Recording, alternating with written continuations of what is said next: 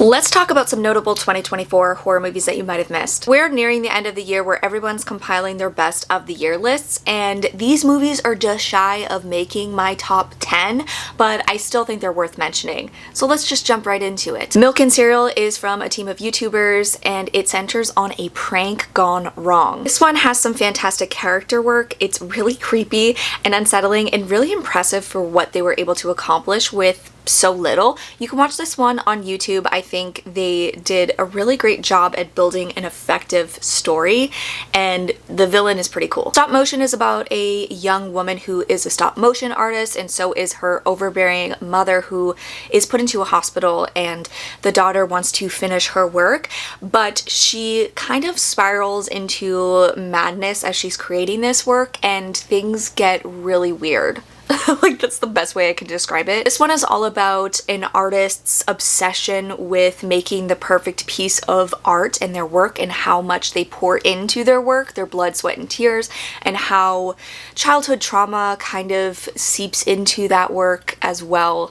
And it's just really creepy. Some of the imagery is really gross and unsettling. They include the stop motion stuff as well, which was really neat to see and just really impressive to see how she actually put the story together, and it will make you look at meat in a whole new way. Horror in the High Desert 3 Firewatch is following a new influencer named Oscar, who is following in the footsteps of Gary Hinge, and he's trying to uncover the mystery behind Gary's disappearance and find what he found. This one is a mockumentary found footage style horror movie that features interviews with people who talk about the case of Gary from part 1 and the case of Oscar. So it also includes clips from Oscar's YouTube videos and interviews with family, friends, and just people who were familiar with the case. And it's just a slow build to a really creepy finale. There's some genuinely horrifying moments. It's not as exciting as part 2. Part 2 is my favorite, but I still think it's very effective and well done. There's some sequences that really unsettled me, especially the final sequence where it plays with your mind a lot, where you're not really seeing stuff, it's letting your imagination picture what's happening, and that's more terrifying than anything to me. I'm so excited to see this series continue. I think you can watch this on Amazon Prime. Frogman is another found footage horror movie about a group of friends who set out to find out if Frogman is real, and he's a legend in an area called Loveland, Ohio, and we're following a person who saw him or claims to have seen him when he was a child. So he's trying to prove that he wasn't lying, and they get a little in too deep. This one is a straightforward found footage horror movie, very run-of-the-mill, very similar to Blair Witch in style, where they go into this town, they interview people about the legend, the local lore, and just kind of observe what's around them, and then it increases to a crazy finale. This one gets out there and weird, very kind of like, I want to say cosmic, and there's a lot of creepy imagery, some gross stuff that happens, and they really go there with the weirdness, and you get to see some stuff I wasn't expecting. I think it's very much worth watching, especially if you like found footage horror movies,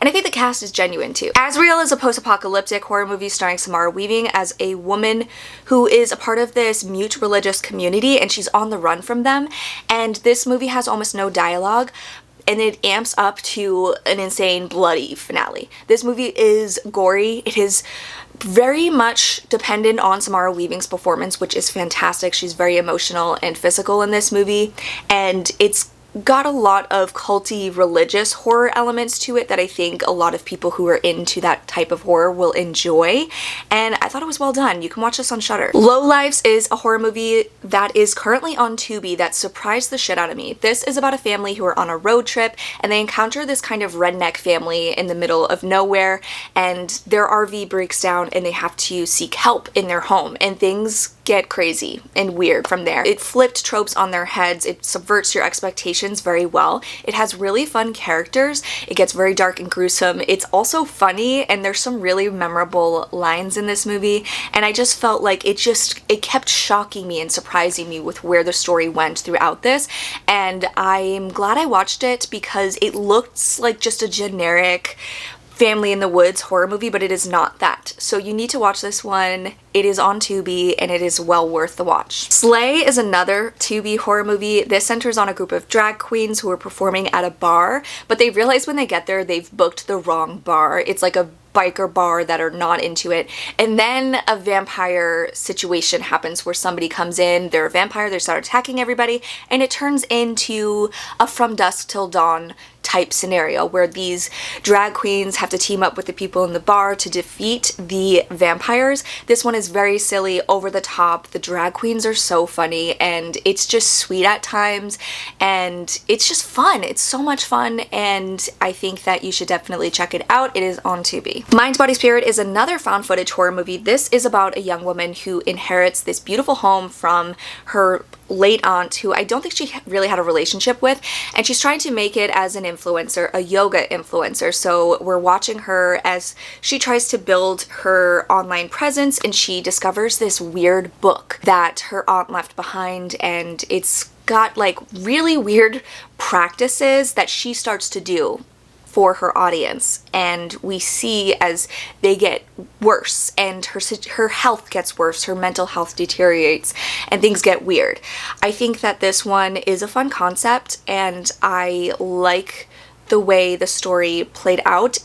I mean, I wish there was a little bit more to it, but I think for what we got, it was really interesting. The main actress is so good. She's so likable and believable, and I would just totally watch her. She's so sweet and you want everything good to come her way. So she's really great and I think she pushes this movie forward. Life of Belle is another found footage horror movie. As you can see, I'm a huge found footage horror movie fan, and this was a good year for found footage. So this is centered on a young girl named Belle who's gone missing, and the film essentially shows you footage that was captured from home surveillance cameras in their house, and you see everything that happened in that family's life leading up to that fateful day where she went missing, and it's horrifying. I feel like it's got a Skinamarink feel to it, but more is actually happening. You're seeing these two young children who are living with their mother, who is clearly going through something mentally, and the relationship between them deteriorates over the course of the film, and these kids are put into danger, and it's so horrifying when you think of yourself in that situation of the children. Their mother is supposed to be protecting them, but she's becoming somebody they're scared of. She's becoming a monster, and it's just scary. I think the two little kids in this, their performances are iffy at times, but when it amps up to the creepiness, they're really good and believable. I just wanted to hug them, and I think that was a really solid part, an effective part of this story. I think it's really well done. It is currently on Tubi. The Camp Host is about a couple who are van lifers, and they pull into a campsite and they discover that the host of that campsite is crazy.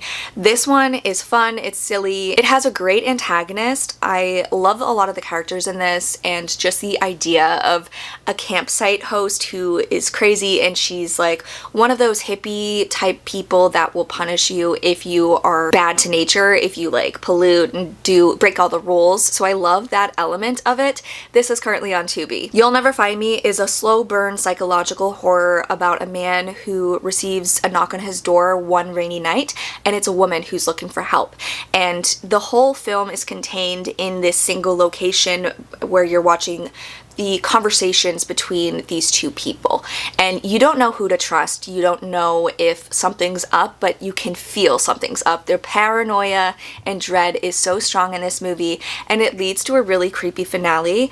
I really liked this one, and I think more people need to check it out. It is currently on Shudder. And there you have it. Those are some 2024 horror movies that I think are worth checking out if you haven't yet. Let me know if you've seen any of these, what your thoughts are in the comments, and if there are any other underseen 2024 horror movies that you think I should watch, let me know. Thank you so much for watching, guys. I'll catch you next time.